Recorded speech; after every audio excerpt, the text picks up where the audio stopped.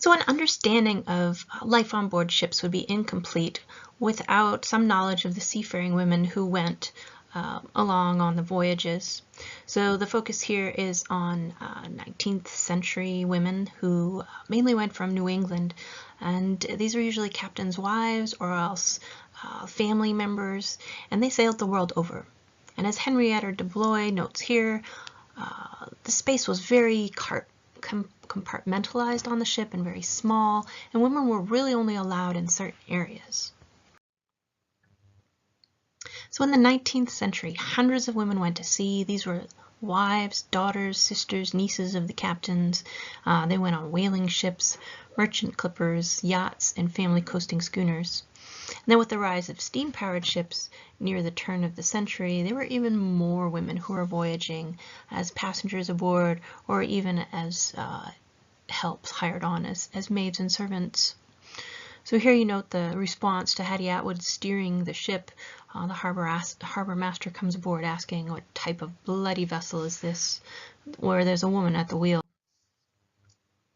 So a lot of my research involves going through these archives and journals in New England, and I've been really lucky to find about 80 sources, so letters, journals, writings, and I've been researching what three sort of basic questions because I'm an archaeologist, looking at the items, the actual artifacts, and how that was a part of women's experience at sea on ships, and then how their presence aboard actually was changing the culture that was on the ship. So just as a way of introduction, I've split the women who I've found the journals. These are some of the more illustrative examples. So you have whaling wives and you have merchant wives on the other side. Definitely different spaces in which they lived. The ships had clearly different levels of funding. So part of being an archaeologist is really looking at the material culture and noting that the objects that are there that support what they've written about in their journals. And so part of what you look at, this complement of these pieces, and many of these show up in museums. So things that they wore, toiletries, games and books, children's toys can all be indications of women living on board these ships. So of course, going out to sea, being with their husbands for long periods of time out in the ocean, often women gave birth on board, or they were put ashore in whaling ports for a few months and then picked up later. So in most journals, of course, due to Victorian sensibilities, absolutely nothing is mentioned about the pregnancy itself. They just suddenly announce that there's a new child on board. So in their journals, mothers described these objects like swinging cots and toys like Ralph's little toy boat here, or this little pop gun that he has. And then the quote on the right shows that a lot of times with children on board, other women were hired on as nannies or nursemaids, and often this led to friction between these differing classes. So here, Lucy Lord Howes is complaining about her help and the fact that her husband Benjamin will now have to hire new ones when they arrive in Hong Kong. So besides the small items that the women would have brought along with them that were their personal things, there were other large objects that they brought aboard.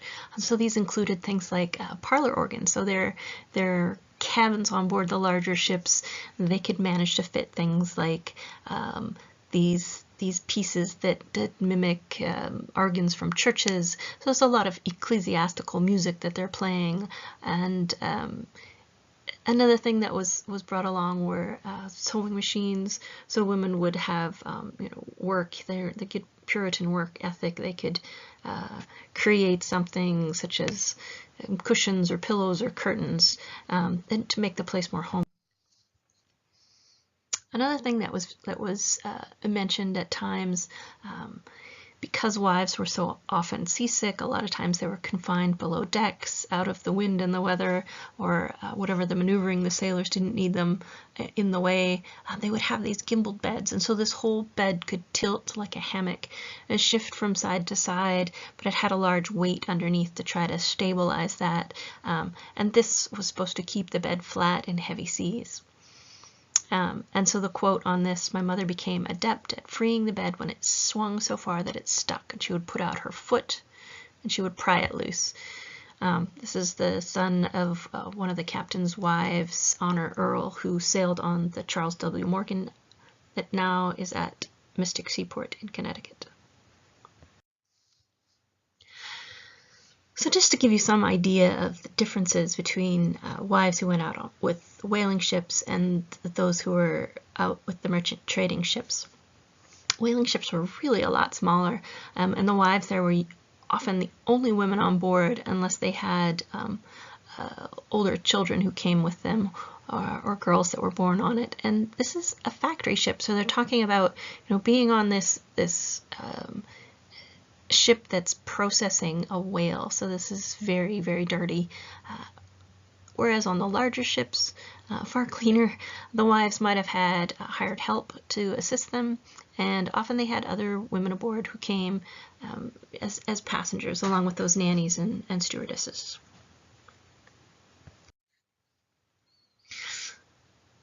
So looking at comparisons between the two sizes of ships, just to give you some ideas of numbers. So say on a clipper ship, the actual spaces that the wives or the women could wander through or live within. So some of these large boats actually had a designated ladies' cabin for them to sit in, dining salons, staterooms, and perhaps part of the deck space where they could stroll in good weather. You look at some of these fancy interiors. This is the Ladies' Salon of 1899.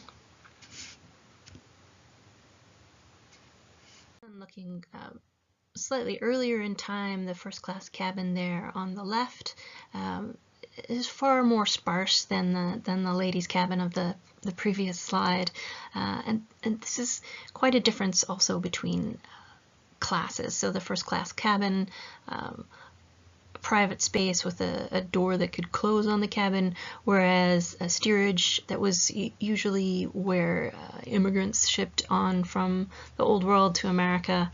There was really no separate spaces, all these bunks lining areas where the people lived and slept. And then you move to a whale ship, and you notice in the actual total square footage, this is a third of the size of what a woman might have been able to wander through on a clipper ship. So by comparison, very little room to live on.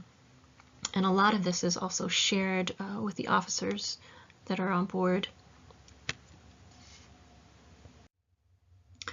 So looking at the rather Spartan spaces aboard the whale ship Charles W. Morgan, you see it's all very plain and neatly painted, but not a lot of extra decoration.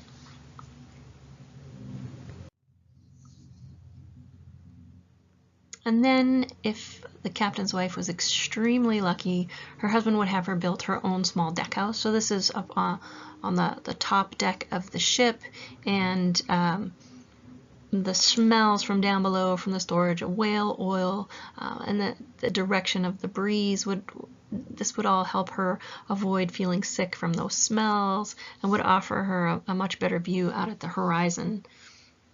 So here Mary Brewster is quoted saying that she likes it very much. She doesn't have to go below decks, and she's in an entirely separate space from the officers on board.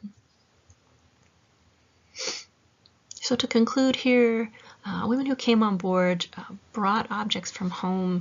They really did the best they could to domesticate the space that they lived in. And then within those very confined quarters on a ship, the areas that they were allowed in were very delineated. There was only certain spaces. I mean, part of it was to keep them out of the way of work that might be done by the sailors, or rendering whale oil would also be something they might wish to avoid.